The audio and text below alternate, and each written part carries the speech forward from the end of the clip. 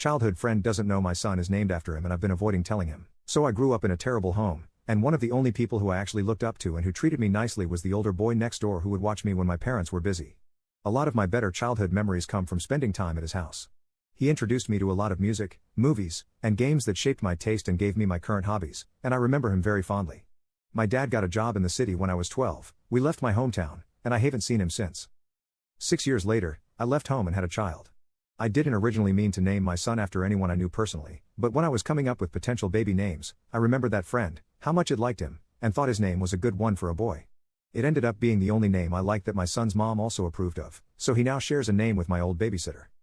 Fast forward another 12 years to present, I get a friend request from that friend on Facebook. We're still in the same county, and he mostly works from home but comes to my city every now and then. He offered to get lunch sometime and catch up, and I don't know how I'm supposed to tell him I have a preteen named after him without it sounding weird.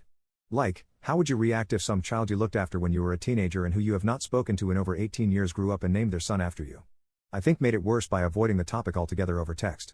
I've only called my son by his nickname when talking about him, and I don't know if it sounds kind of like I lied or hid it from him if I tell him now at this point. I thought I had finally become a secure normal adult who can manage my anxiety, but here I am now, stressing. God help me.